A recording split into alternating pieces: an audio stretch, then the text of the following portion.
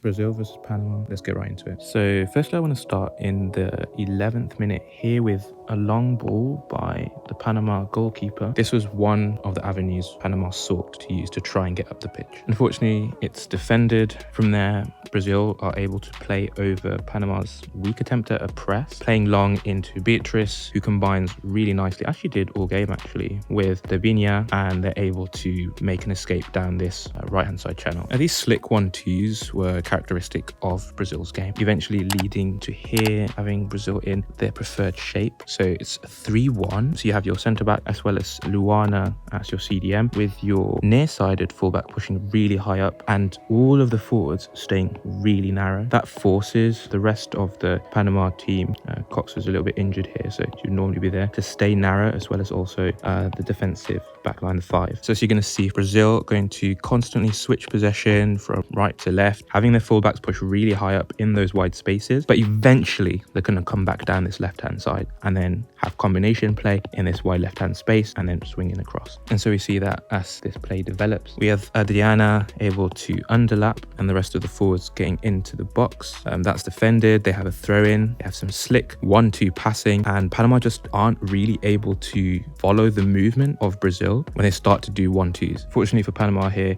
the shot is horrific, and so Panama are able to get a throw-in, but again, it doesn't really go anywhere. Brazil is able to immediately win back possession. Okay, so now we get to see Panama's deep build-up. This was against a 4-4-2 by Brazil, or it could be a 4-1-4-1 with Caroline pushing higher up. This was against two shapes by Panama. What we have here, where we have a 3-4-3, so we have our wing backs push higher up into those wide spaces, and then the centre backs split deeper. But Panama could also play a 4-2-4 where it's kind of based around Pinzon, so she can play either as the right centre back or as the left centre back, and the rest of the defence moves around her with the wing back near side. So if Pinzon pushes to right centre back, then Castillo becomes a really high right winger. So you'll have on the opposite side, if Pinzon then becomes left centre back, then Jane becomes the left winger. So we see that a little bit better here, where they've gone back to Bailey. We get to see that 3-4-3 a bit better. They pass it out here towards the left hand side instead, and Brazil look to try and put some pressure higher up the pitch. There's some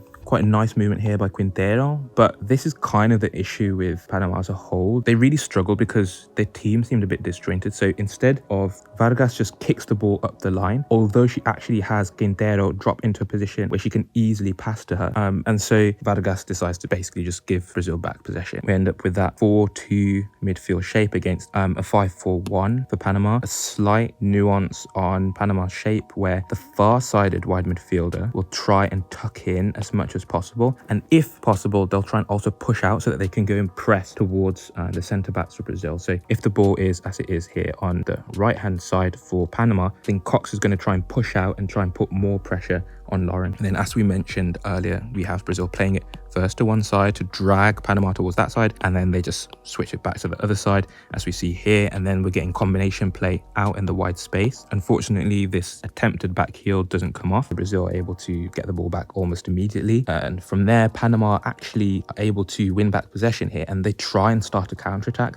This counter-attack works here because the Brazil forwards, whilst they all stay really narrow, they try and drop off the defensive line. Defenders for Panama try and track them, which is what we see here, and on this occasion she actually wins back possession and they start a counter-attack out in towards that right hand channel. Unfortunately, Luana is having none of it and she races back and wins back possession. But this is just a really great example of the disjointed nature, I guess, of the Panamanian team, because the one midfielder here tries to press, and instead of being backed up here, yes, this is a defender, but backing her up so that Luana can't turn back into that left-hand side channel for Brazil would have allowed Mills to be able to keep running and forcing the ball back to the goalkeeper and putting Brazil under more pressure. But the defender would much rather just drop back into the defensive shape and they lose any attacking impetus. Okay, so another example of Brazil, their midfield shape. We get to see a really, really nice angle of the 3-2 shape where Caroline is still with Luana in that midfield, and you've got your defenders with your far-sided fullback staying as a centre-back, and Demirez pushing really high up into that left-wing position. Really great example of how narrow the forwards are all playing centrally, as well as also the 5-4-1 shape for Panama. And then we get just sumptuous cross into the box. Unfortunately, Demirez was offside. And then literally just 1 minute later, we have essentially the same pattern happen again, except this time it leads to a very Brazilian goal. And then let's just have a look at Brazil's corner kicks. They typically had a short option to try and draw Panama defenders away from the box. Unlike a lot of other teams, they actually don't congest the 6-yard box. They did like to pass it short and then have the corner kick taker swing it in from a slightly altered angle, as we see on this occasion. Fortunately, Bailey's able to save it here. And similarly, we see the same thing in the 47th minute. We've got that potential short option again. No one really contesting the 6-yard box. And we've got a ton of players roughly by the penalty spot looking to try and attack after the ball is swung in. And with that, thanks for watching. If you've enjoyed the video, consider sharing it on social media, maybe subscribing, giving it a like. And I'd love to know what you think of Brazil's chances. Do you think that they can beat France? And with that, we're out.